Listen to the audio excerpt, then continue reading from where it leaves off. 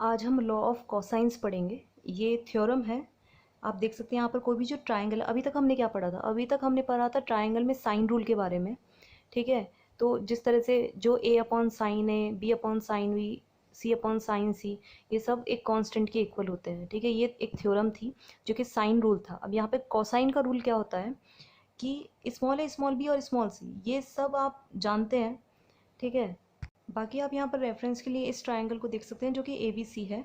तो यहाँ पर स्मॉल ए, जो कैपिटल ए एंगल है उसके सामने वाली जो साइड है वो स्मॉल ए है, और जो कैपिटल बी है एंगल, उसके सामने वाली साइड है वो स्मॉल बी है, और जो एंगल कैपिटल सी है उसके सामने वाली साइड है वो स्मॉल सी है। बाकी ये जो तीनों लॉज हैं ये अक्यूट, ऑब्ट्यूज और राइट एंगल ट्राइंगल तीनों के लिए ट्रू हैं। ओके, हम यहाँ पर जनरली रेफरेंस के लिए इस ट्राइंगल को कंसिडर कर रहे हैं।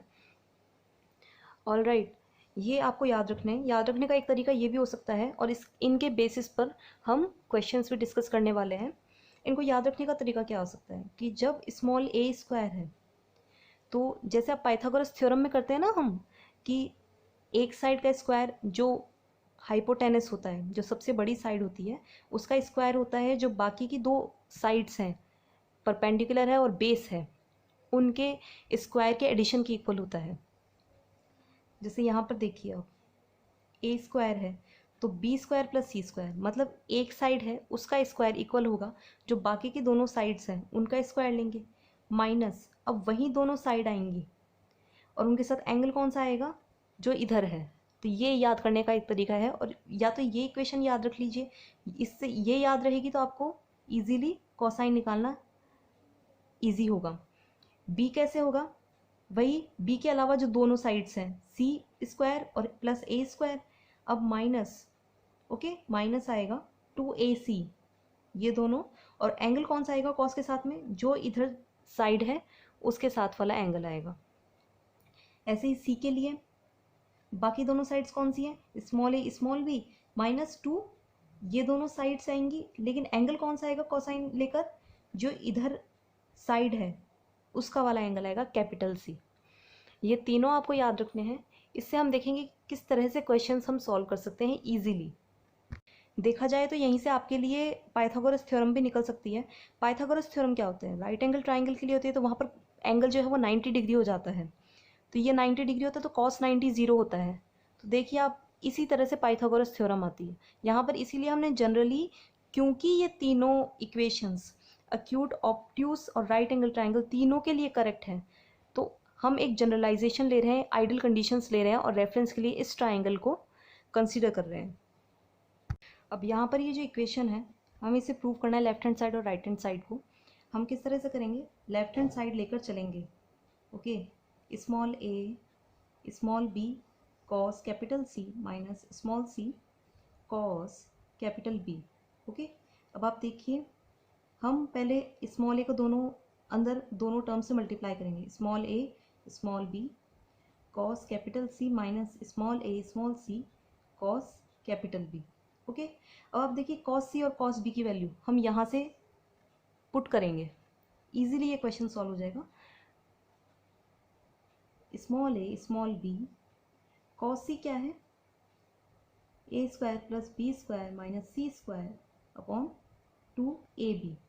ओके, यहाँ पर देख कर रख दिया, minus a c cos b क्या हो सकता है, आप वैसे याद भी कर सकते हैं जैसे तरीका बताया मैंने।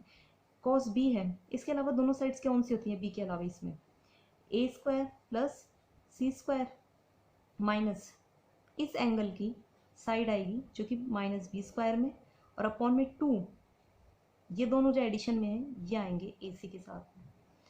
ओके, अब आप देखिए ए बी से ए बी कैंसिल हो गया, ए सी से ए सी कैंसिल हो गया, क्या आ जाता है नीचे, a square plus B square minus C square upon 2, minus इसको ब्रैकेट में रखेंगे क्योंकि माइनस टर्म अप्लाई होगा तो अंदर साइंस चेंज होंगे, अपॉन 2। ऑल राइट, नीचे दो कॉमन है, एलसीएम भी ले सकते हैं हम। Okay, a square plus B square minus C square minus upon में 2 जो है दोनों के कॉमन है। ओके, या फिर दोनों में से 2 को कॉमन लेके 1/2 भी कर सकते थे।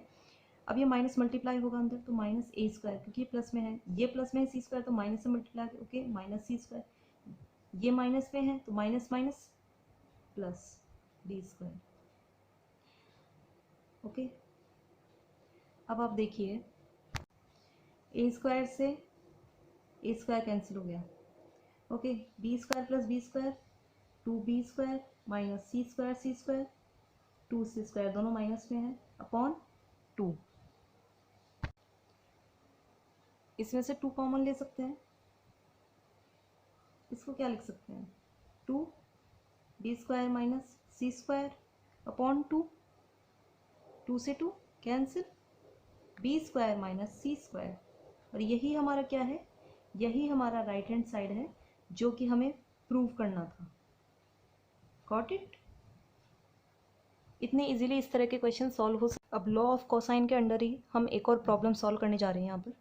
तो सबसे पहले इस लेफ्ट हैंड साइड को राइट हैंड साइड के इक्वल प्रूव करना है। तो लेफ्ट हैंड साइड हम लेंगे cos capital A upon small A plus cos. अब बिना देखे कॉस के लॉ को लिखने का क्या तरीका डिस्कस किया था हमने, कॉस ए है, इसके अलावा जो दोनों साइड्स होती हैं वो कौन सी होती हैं, b² प्लस सी स्क्वायर, वो प्लस में आएंगी, माइनस 2 नीचे आएगा। ओके, 2 ये आएगा a² जो एंगल है उसका उसकी वाली साइड का स्क्वायर अपॉन में 2 के साथ में जो टर्म्स आएंगी वो आएंगी एडिशन वाली साइड्स की। तो BC और A हमारे पास ऑलरेडी यहाँ से आ गया। अब कॉस B को हम कैसे लिखेंगे, B के अलावा दोनों साइड्स कौन सी होती हैं, a² plus c square minus B की साइड कौन सी होती है, स्मॉल b² अपॉन में 2 एडिशन में कौन सी साइड से A और C, और गिवन कौन सी है small b plus cos C हमें डिस्कस करना है। C के अलावा दोनों साइड्स कौन सी होती है, स्मॉल a² प्लस b², वो प्लस में आएंगी, माइनस C की साइड कौन सी होती है, स्मॉल c² अपॉन 2 के साथ में कौन सी साइड्स आएंगी जो एडिशन में है, A B, और गिवन कौन सी है C। ओके, तो आप देखिए नीचे 2ABC कॉमन आ गया तीनों में, तो 1/2ABC हम कॉमन ले लेते हैं और अंदर जो टर्म्स है उनको लिखते हैं। वैसे तो प्लस में है तो कोई साइन का इफेक्ट नहीं पड़ेगा इन पर। b² plus c square minus a² plus a² plus c square minus b² plus a² plus b² minus c²। c² से c² cancel, minus a² plus a²। Okay, minus b² plus b², बचा क्या, a² plus b² plus c², एक एक बार बची, क्या मिला, a² plus b² plus c², a² plus b² plus c²। Okay, upon ये जो 2ABC बार कॉमन लिया था। अब आप देखिए यही हमारा राइट हैंड साइड था। ओके, तो इस तरह से लॉ ऑफ कोसाइन का यूज़ करके इतना इजी हो जाता है आपके लिए इन इक्वेशंस को प्रूव करना। ये आप देख सकते हैं। हो सकता है आपके कॉम्पिटिटिव एग्ज़ाम हो और वहाँ पे क्वेश्चंस आए तो उनमें प्रूव करने का ना आए, लेकिन आपको ये साइड दे दी हो और इसकी वैल्यू दी हो और 4 ऑप्शंस दिए हों, इस तरह के क्वेश्चंस भी बन सकते हैं। आपको मेनली लॉज याद रहने चाहिए, कॉस लॉ, साइन लॉ, किस तरह से हम इन सब के साथ इस तरह की इक्वेशंस को ईजीली सॉल्व कर सकते हैं। We have seen here. Okay, I hope it helps.